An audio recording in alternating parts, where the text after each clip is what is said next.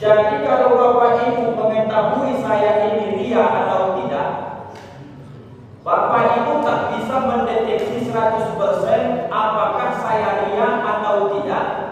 Tapi Bapak Ibu bisa memastikan diri Bapak Ibu ria atau tidak ketika Bapak Ibu setiap melakukan amal kebaikan apapun yang Bapak Ibu harapkan ingin mendapat pujian, pengakuan dari makhluk.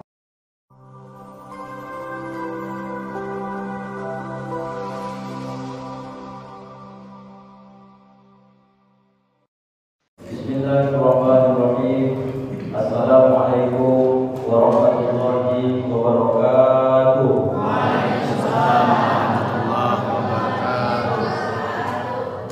Alhamdulillahirabbil alamin. Allahumma shalli wa sallim wa barik ala sayyidina Muhammadin wa ala alihi wa sahbihi wa sallim ajma'in. Amma ba'du. Orang tua kami, ketua segenap pengurus Masjid Al-Muhajirin yang kami senantiasa doakan kepada Allah, semoga diberi Allah kesehatan, keafiatan, panjang umur dan mudah-mudahan besok masuk surga. Amin. Ya Rabbal alamin. Selanjutnya orang tua kami, bapak-bapak, ibu-ibu, hadirin dan hadirat yang tidak bisa kami sebutkan satu persatu, doa yang bisa kami panjatkan kepada Allah, semoga kebersamaan ini Allah ridho kepada kita semua. Besok kembali kita berkumpul di dalam surga bersama Nabi Muhammad sallallahu alaihi wasallam. Amin. Ya Rabbal alamin. Ibu-ibu, bapak-bapak semua sehatnya? Sehat. Bapak-bapak sehat semua, Pak? Alhamdulillah. Ini berkurang jamaah atau memang dari awal begini? Orangnya berkurang ya. Masjidnya yang terlalu besar mungkin ya, Pak. Tak apa-apa, yang penting pastikan kita tetap berada di dalam masjid, jangan sampai ikut orang yang keluar dari masjid. Apa dalilnya Pak Ustaz? Pentingnya berkawan dengan orang-orang baik, berkawan di dunia dia memberikan kita pertolongan, berkawan di akhirat dia besok memberi syafaat juga kepada kita. Jadi Bapak Ibu, biar sajalah saudara-saudara kita itu mungkin tiap tahunnya masih tetap seperti itu, semalam 2 malam sampai 20 malam ramai, 10 malam terakhir satu persatu tak ada lagi yang mau ikut melanjutkan perjuangan ini. Maka kita yang bisa hanya mengajak dan mendoakan semoga kita semua istiqomah sampai akhir hayat kita semua besok bergelar orang-orang yang bertakwa insyaallah. Amin. Ya Rabbal alamin. Bapak Ibu, orang tuaku, keluargaku semua, saya mohon maaf malam hari ini. Dari iklan ini nampaknya memang agak mengganggu malam ini kawan kita yang kecil ini. Baru malam ini menjadi tingkah Bapak Ibu. Jadi Bapak Ibu nampaknya fokus ke dia jadinya bukan ke saya. Jadi tolonglah, karena sudah dikasih sholawat tadi, pakai petinya juga bersama kawan-kawan yang di belakangnya. Nanti insya Allah habis sholawat witir kita jalan insya Allah. Bisa kira-kira? Bisa. Tiga kawan-kawan ya. Nanti kita konsentrasi ibu kita dengan ceramah ini gara-gara apa? Bisa ya? Silakan dulu, tenang ya. Mana anak kita yang mencatat tiap malam untuk judul ceramah? Adanya? Ada. Catat. Judul kita malam hari ini adalah syirik kecil. Judulnya syirik kecil. Kalau diartikan Indonesia, syirik itu bisa juga kau syirik sama aku. Itu iri hati. Beda itu. Pernah ibu dengar orang berkata begitu kan? Nampaknya dia syirik sama aku katanya. Syirik itu dalam bahasa Arab adalah berserikat, bersekutu ataupun lebih dari satu. Maka yang paling besar namanya adalah syirik akbar, menyekutukan Allah sama dengan menduakan Allah. Inilah yang menjadi kajian kita malam hari ini. Jauhi ataupun judulnya tadi syirik akbar ataupun syirik kecil. Kata Rasulullah, Bapak Ibu, yang paling aku takutkan kepada umatku itu bukanlah perkara-perkara yang besar, tapi dalam hadisnya yang paling aku takutkan kena umatku itu adalah syirik akbar. Apakah syirik kecil itu? Dalam hadis itu disebutkan Rasulullah adalah penyakit ar-riya, ingin supaya dapat pujian dari makhluk, atau kita sering menyebut dapat pujian dari orang lain. Ini Bapak Ibu harus kita tentukan dulu pokok permasalahannya, karena tidak semua yang kasat mata kita yang menilai, kita yang memutuskan menyebut orang itu riya. Contoh kecil saja nih Bapak Ibu. Kalau saya sekarang nih Bapak Ibu, hampir rata-rata setiap saya ceramah direkam, kemudian saya buatkan di YouTube, dan sempat juga dan buat di YouTube, sampai saya buat di kaca mobil pun saya buat foto saya. Tanyalah sama Bapak Ibu.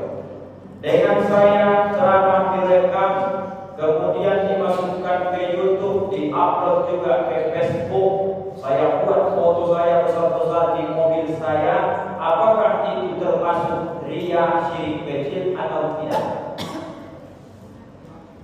Termasuknya juga. Mana saya ini? Tergantung nih.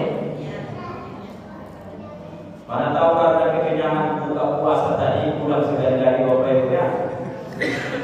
Saya ini sekarang Bapak Ibu rata-rata setiap ceramah direkam, diupload ke Facebook, saya buatkan YouTube, dan sampai di mobil saya buat foto saya, juga channel YouTube-nya. Dengan catatan saya berpikir supaya makin banyak orang yang akan menonton, melihat kalau ada nilai kebaikan di situ, mudah-mudahan jadi amal jariah. Apakah perbuatan saya itu termasuk syirik kecil yang bernama riya atau tidak?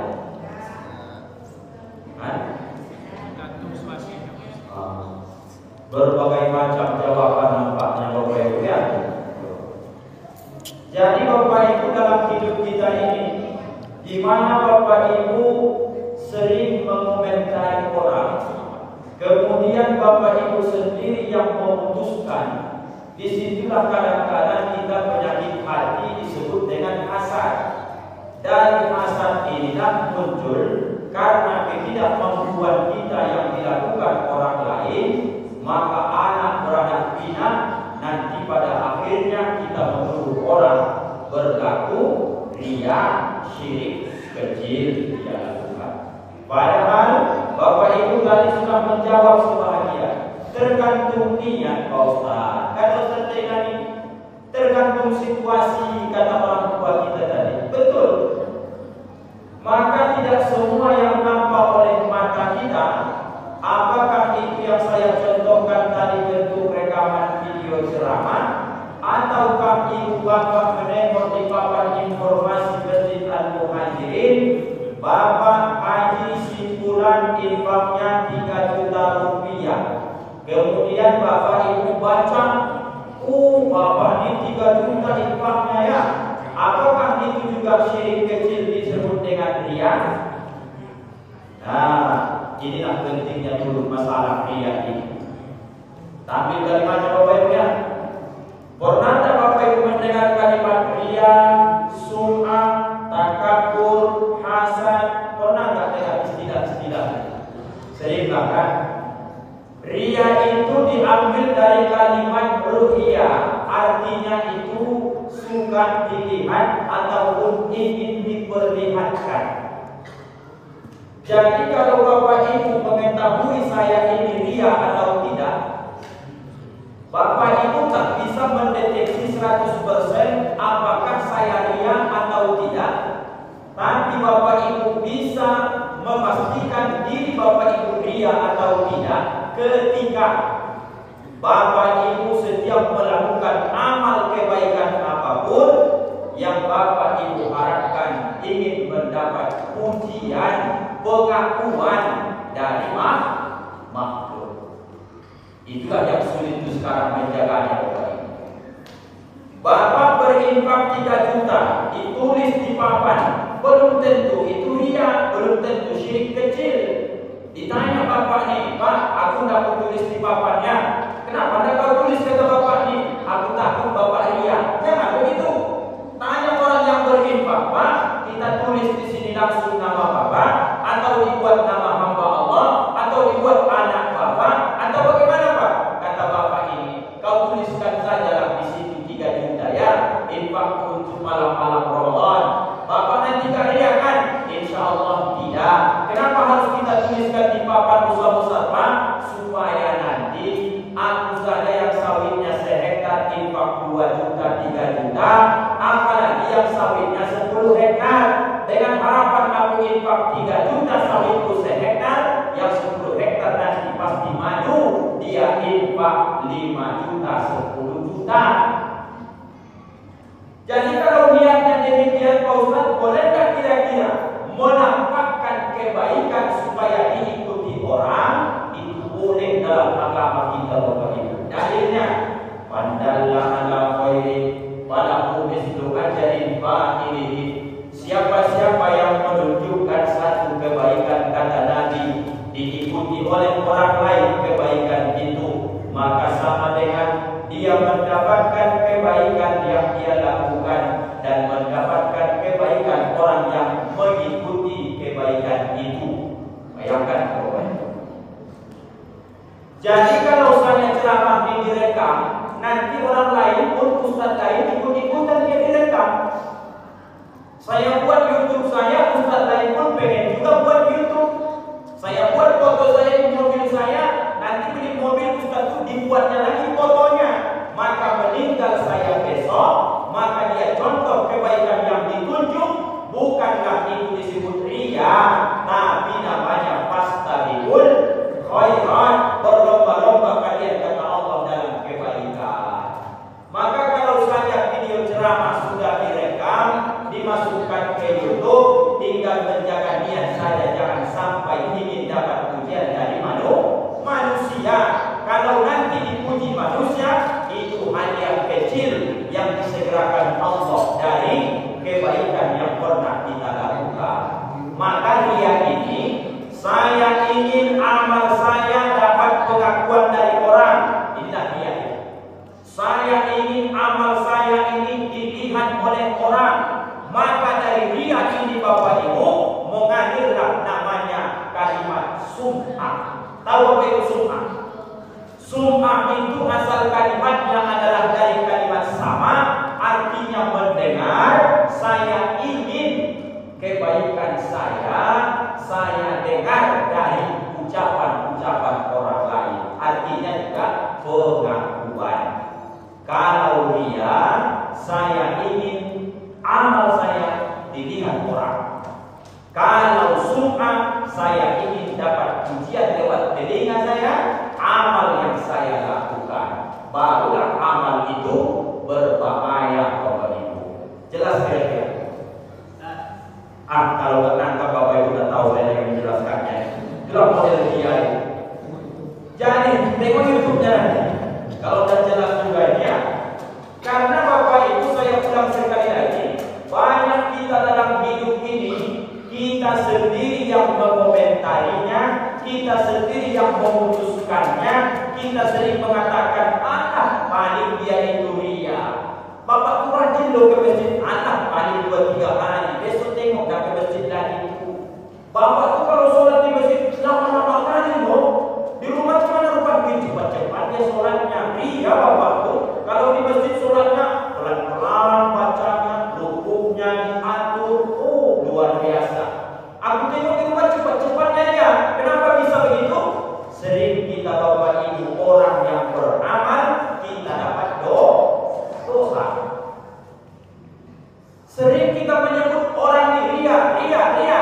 Kita tidak bisa mendeteksi orang itu ria atau tidak, tapi kita sendiri bisa kita mengetahui diri kita sedang ria atau tidak.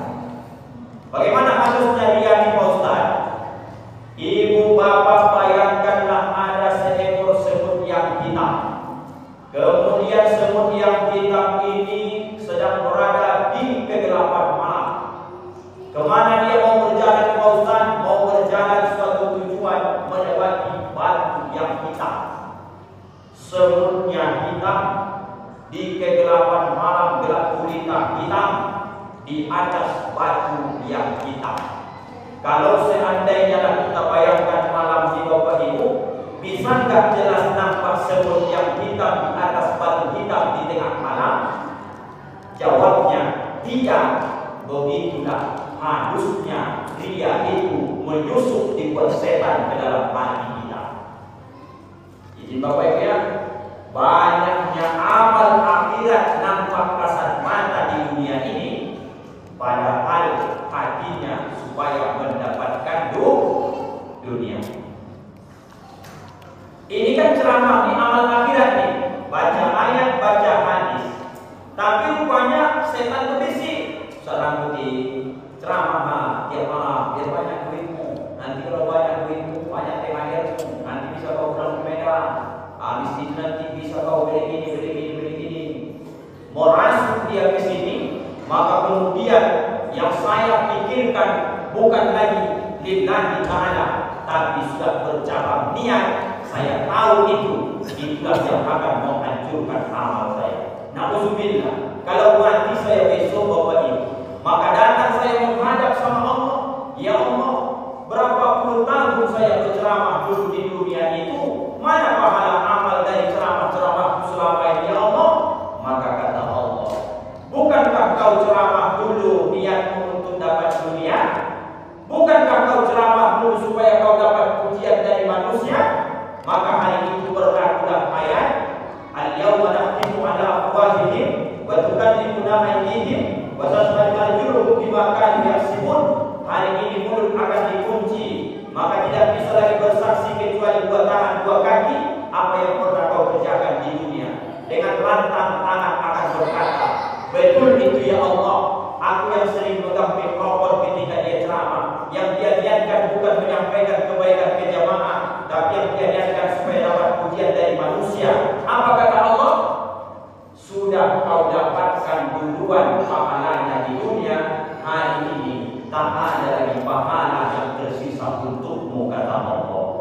Padahal amalnya nampak di dunia ini amal akhirat, rupanya balasannya hanya di dunia. Sebaliknya, ada orang yang beramal dunia tapi pahalanya akhirat. Apa Bapak Ibu kira-kira? Manen sawit. Belum pernah saya dengar orang manen sawit, mengekrek sawit. Apa tadi hadisnya memanen sawit? Tidak ada orang ceramah sambil manen, Pak. Itulah kira-kira maksudnya. Ada orang baca Quran sambil mengekrek, Pak Ustaz. Biasanya tidak, Bapak Ibu. Berzikir, Pak Ustaz. Oke lah, kita buat sambil baca zikir subhanallah, Allahu Akbar. Mengekrek dia jalan terus. Tapi kan jarang ini, Bapak Ibu. Bapak ini tak bersekolah, baca Quran pun tak lancar. Memang dia rajin sholat, pikir dia manen sawit. Yang penting jangan dipanen sawit orang. Sawit dia yang dipanen. Atau sawit orang dia panen, dia dikupang. Apa yang nampak sama Bapak ini? Bapak ini dunia saja tiap hari yang dia kejar, dunia saja. Padahal mati-matian dia pergi ngegrek sawit ke sana kemari dengan niat supaya anak didiknya jangan sampai melarat, jangan sampai makan yang haram. Mengegrek sawit nampak amal dunia, tapi karena dia berjuang berniat supaya anak didiknya jangan makan haram, maka dia memperoleh amalnya dunia, pahalanya besok akhirat. Maksudnya Bapak Ibu kira-kira? Allah Bapak, begitulah Bapak Ibu ya. Supaya ingat kita kaji ini, baca dulu ayatnya di sana. Rupanya Bapak Ibu dahsyatnya sifat ria ini ada dalam Quran ini. Satu saya bacakan ayatnya ya, yang selama ini kita anggap rupanya ini biasa, rupanya ini luar biasa. Saya potong kalimat Qurannya ini. Al-Baqarah 214. Apa yang Bapak Ibu di ayatnya? Ya ayyuhalladzina amanu la tubtilu shadaqatikum bil manni wal adha. Ya saya ini kallati yunfiqu malahu ria'an nas wa la yu'minu billahi wal yawmil akhir. Wahai orang-orang yang beriman, kata Allah, jangan batalkan pahala sedekahmu bil manni dengan menyebut-nyebutnya, wal adha, jangan kau menyakiti hati orang yang menerimanya. Kalladzi yunfiqu malahu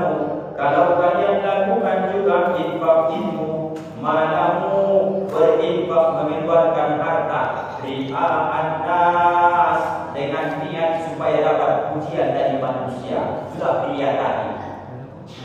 Bagaimana kata Allah Bapak Ibu? Famasaluhu kamasali sofwanin alaihi turabun fa'asobahu wabilun fatarakahu solda. Orang yang berinfak disebabkan niat supaya dapat pujian dari manusia, tak ada kata Allah obatnya Bapak Ibu, ada gundukan tanah. Kemudian di atas gundukan tanah ini ada batu. Di atas batu ini ada pula debu. Karena mungkin sudah berpuluh tahun batu ini di atasnya itu musim kemarau, maka seketika hujan datang turun lebat, maka hilanglah sekian puluh tahun disebabkan dengan hujan yang sejam 2 jam. Bagaimana keadaan batu ini kata Allah? Maka batu ini menjadi bersih, tak bersisa sedikit pun debu di atasnya. Artinya ada orang berpuluh tahun beramal soleh, tapi setiap dia beramal supaya dapat pujian dari manusia, supaya diakui disebut orang alim, supaya dapat sanjungan dari manusia, dan ada obat. Seperti batu tadi disiram oleh hujan, tak berbekas sedikit pun, besok dia bertemu dengan Allah, dan ada pahala sedikit pun yang dia bawa kepada Allah. Inilah didikan Ramadan, Pak. Ini didikan Ramadan supaya kita belajar dalam hidup ini beramal dengan ikhlas. Belajar kita ini supaya diri kita ini ikhlas, karena lawan kata riya itu tadi adalah ikhlas. Kalau sudah ikhlas, pekerjaan yang berat pun menjadi ringan, dan kalau sudah ringan pekerjaan menjadilah kebiasaan. Kalau sudah kebiasaan yang baik-baik, masuk surga itu besok insya Allah. Hidupnya aja tidak. Hidupnya udah bisa lah itu. Hampir 20 menit lebih. Itulah judulnya malam ini, syirik kecil berupa riya. Bapak Ibu tidak tahu saya ini riya atau tidak, maka jangan sering memutuskan dan menghakimi kepada orang lain. Yang tahu kita riya atau tidak adalah diri kita sendiri. Mari Bapak Ibu menata hati di bulan Ramadan ini, jangan terlalu banyak menilai orang lain, tapi lebih banyaklah introspeksi diri kita masing-masing. Terima kasih Bapak Ibu atas segala perhatian dan penghormatan ini, dan mohon maaf lahir batin pastilah banyak salah dalam penyampaian ceramah ini. Maafkan Bapak Ibu Ustaz dunia dan akhirat. Maaf Bapak Ibu. Alhamdulillah rabbil alamin. Kita tutup dengan doa kafaratul majelis. Subhanallah.